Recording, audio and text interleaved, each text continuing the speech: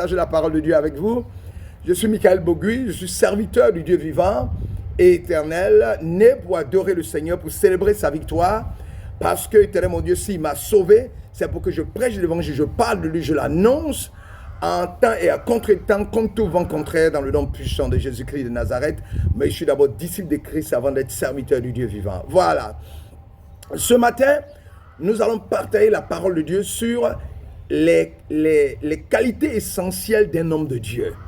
On avait dit que la première qualité essentielle d'un homme de Dieu, c'est qu'il doit être régénéré, c'est-à-dire rempli du Saint-Esprit. Sa vie doit être pilotée par le Saint-Esprit. La deuxième valeur, c'est qu'il doit aimer Jésus-Christ de Nazareth, parce que c'est l'amour de Christ qui le pousse à faire l'œuvre. Il doit avoir de l'amour pour les âmes perdues, parce que ces âmes-là, il doit les sauver, c'est ainsi qu'il a la joie dans le ciel. Il doit être quelqu'un qui doit être assidu dans la lecture de la parole de Dieu. Oui, il doit aimer la lecture de la parole de Dieu. Il doit être un homme qui aime la prière. Il doit être un intercesseur. Il y a un combat spirituel et physique et il doit pouvoir remporter. Voilà. Nous sommes maintenant à la 6e qualité essentielle doit avoir l'homme de Dieu. L'homme de Dieu doit être pur quant à sa vie spirituelle, sa vie dans le corps du Christ et sa vie dans la société. Voilà.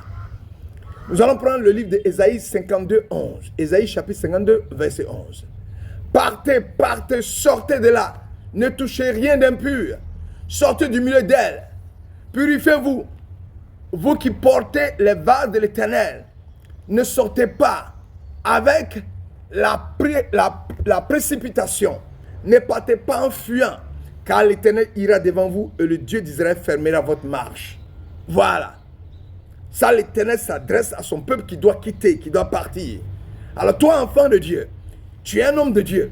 Si tu vois par exemple que l'endroit où tu te trouves, l'œuvre que tu exerces, est une œuvre qui n'est pas la gloire de Dieu, il est bon de quitter ces lieux-là. De quitter ces lieux-là et partir.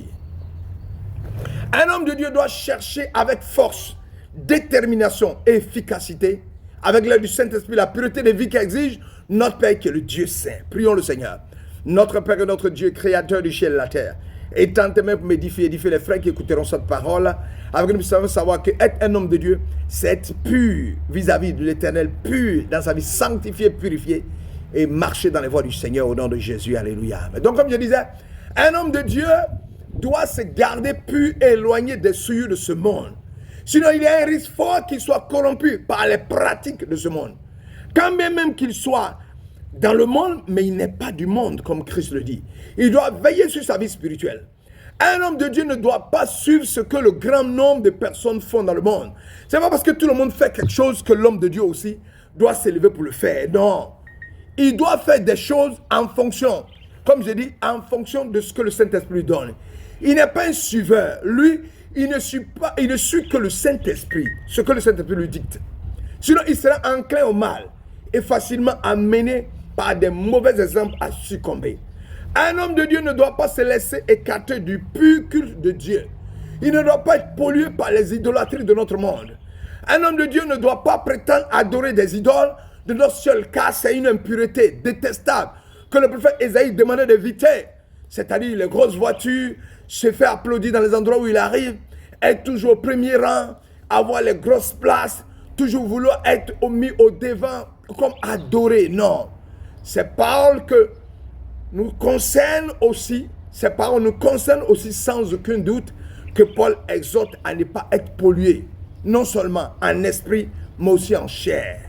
Nous prenons 2 Corinthiens chapitre 7, verset 1. Ayant donc de telles promesses bien-aimées, purifions-nous de tout souillure de la chair et de l'esprit en achevant notre sanctification dans la crainte de Dieu. Un homme de Dieu doit craindre Dieu, marcher dans ses voies, demander à l'Éternel de le diriger. 2 Timothée 2, 19, 21 dit, néanmoins, le solide fondement de Dieu reste debout, avec ses paroles qui lui servent de sceau. Le Seigneur connaît ceux qui lui appartiennent, et quiconque prononce le nom du Seigneur, qu'il s'éloigne de l'iniquité. Un homme de Dieu doit s'éloigner de l'iniquité, de s'éloigner du péché. Un homme de Dieu ne doit pas être dans tous les endroits. Un homme de Dieu est en train de faire travaillement. Un homme de Dieu est dans des concerts mondains. Non. Un homme de Dieu doit se sanctifier, marcher dans la voie du Seigneur. Dans une grande maison, il n'y a pas seulement des vases d'or et d'argent, mais il y a aussi de bois et de terre. Les uns sont des vases d'honneur, les autres sont des usages vils. Si donc quelqu'un se conserve pur en s'abstenant de ces choses, il sera un vase d'honneur, sanctifié, utile à son maître, propre à toute bonne œuvre. La prééminence exige la prudence. Qu'est-ce que ça veut dire? Dieu nous a mis à part. Nous sommes supérieurs. C'est-à-dire nous avons une supériorité absolue. Nous sommes au premier rang. Cela exige une attitude d'esprit d'une personne qui s'applique à éviter le péché et toutes sortes de tentations possibles. Le prédicateur ou l'homme de Dieu doit donner un bon exemple. Le pasteur doit donner un bon exemple dans le milieu de sa maison. Donner un bon témoignage dans la société dans laquelle il vit. Donner un bon témoignage dans la gestion des biens de l'Église. Donner un bon témoignage dans l'œuvre de Dieu à laquelle il a été appelé.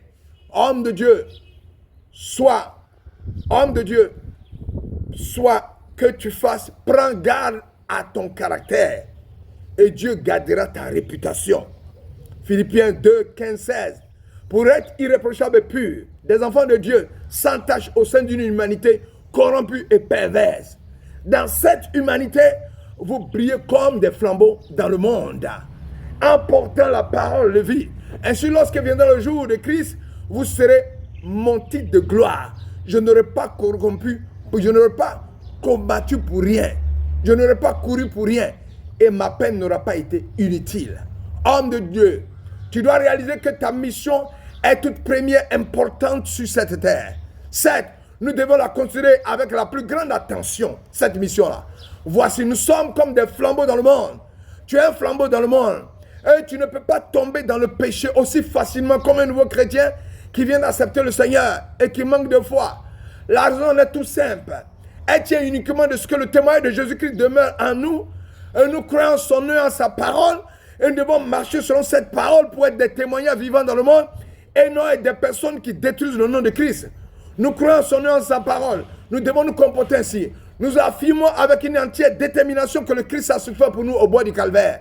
Mais s'il a souffert, nous ne pouvons pas adopter des comportements qui ne glorifient pas le nom du Seigneur, qui fait que les païens se moquent de nous, qui fait que les gens ne veulent même pas venir à Christ, qui dénature le nom de Christ, qui déshonore Christ.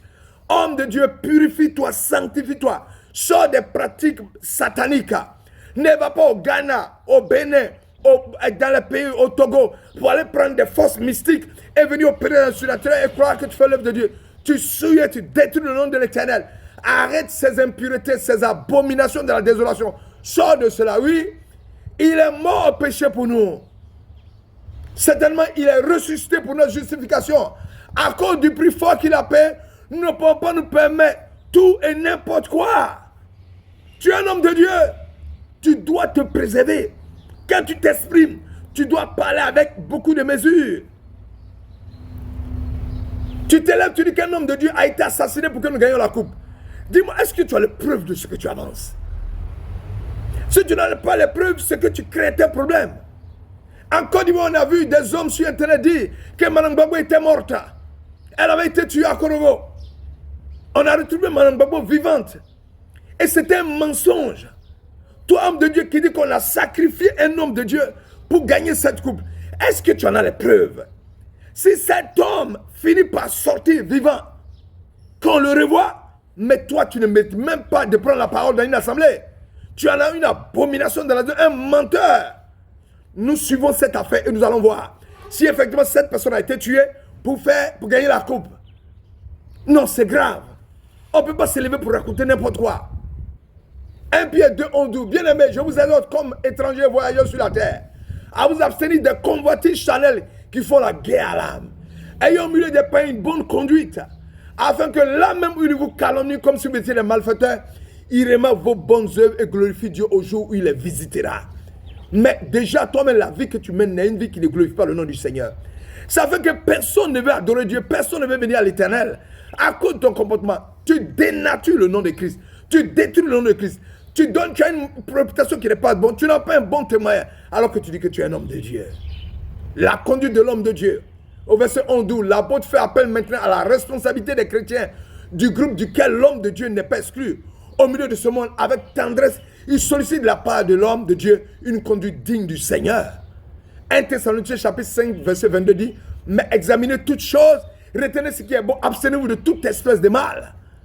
À la suite de cette exhortation qui suppose l'œuvre de l'homme de Dieu, travaillant à sa propre sanctification, Paul exhorte l'homme de Dieu en particulier et le chrétien en général à tourner sa pensée vers l'œuvre de Dieu, d'élever son cœur vers le Dieu de paix, source de toute paix, de marcher dans la sanctification, la pureté, pour qu'il ne soit pas rejeté à l'avènement, à la parousie de Christ, bien plus promet au nom du Dieu fidèle qu'il en sera ainsi. Au verset 24. Tous les commandements de Dieu, en effet, toutes les expressions de sa sainteté, volonté sont en même temps des promesses de sa part, car il donne ce qu'il ordonne. Comparez Philippiens 2.1 et Philippiens 2.13. La sanctification que l'apôtre souhaite à l'homme de Dieu embrasse les trois parties qui composent l'homme entier. Son esprit, son âme et le corps. Voir ces thèmes dans 1 Corinthiens 2.14, 1 Corinthiens 15.45. L'esprit est sanctifié, conservé irrépréhensible quand il est pénétré et conduit par l'Esprit de Dieu, qui y fait régner la lumière et la divine vie. L'âme est sanctifiée, c'est-à-dire l'homme de Dieu. Son esprit est sanctifié, conservé, irrépréhensible, quand il est pénétré et conduit par l'Esprit de Dieu, qui y fait régner la lumière et la vie divine. L'homme de Dieu, son âme est sanctifiée, quand toutes les impressions, les affections, les désirs dont elle est le siège sont sous la domination de l'Esprit de Dieu, sanctifié lui-même et non sous l'emprise de la chair et du monde. Le corps de l'homme de Dieu est sanctifié quand ses appétits et ses besoins sont élevés et purifiés par l'influence respective de l'âme et de l'esprit, quand ses membres et toutes ses forces servent d'instruments à l'accomplissement de la volonté de Dieu. Il pourrait sembler inutile d'insister ainsi sur la sanctification de chaque partie de l'être humain, attendu que si l'esprit est sanctifié, l'âme et le corps le seront. Le péché, en effet, ne consiste pas en ce que l'esprit, séparé de la communion avec Dieu, pour qu'il y ait été créé, est tombé sous la domination de la chair, d'où est résulté tout le désordre moral que nous observons dans la nature humaine aujourd'hui. Cela est vrai, toutefois, l'Écriture insiste sur la sanctification de l'âme et du corps.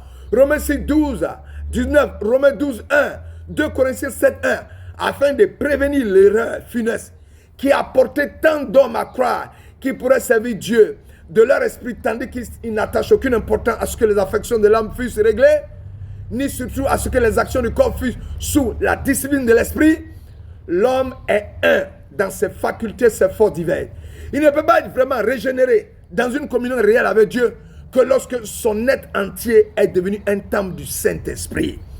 Ton âme, ton corps, ton esprit doivent être en communion dans la sanctification. C'est ainsi que Dieu va se saisir de toi pour faire son œuvre et tu seras purifié, sanctifié.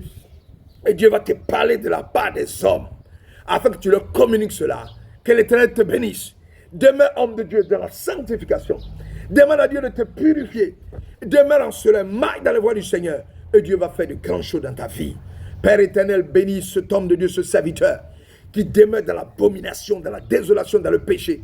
Sors ce serviteur des vaines façons de vivre, afin qu'il marche selon ta volonté, qu'il ne se confonde pas au monde, qu'il marche dans la sanctification, dans la pureté du cœur, de l'âme et de l'esprit, pour faire ton œuvre dans le nom puissant de Jésus. Change son cœur, façonne-le, et que ta grâce l'accompagne, et nous accompagne tous en tant qu'homme de Dieu. Que nous sachions que nous sommes appelés à une œuvre importante, que nous ne pouvons pas nous abuser, car nous serons condamnés et jugés sévèrement, plus que les chrétiens qui ne sont pas en train de proclamer la parole de Dieu. Ne pas proclamer ce que tu ne vis pas. Père, sauve-nous de telles choses, au nom puissant de Jésus. Alléluia, amen. Je vous aime de l'amour de Dieu, soyez bénis dans vos maisons. Alléluia.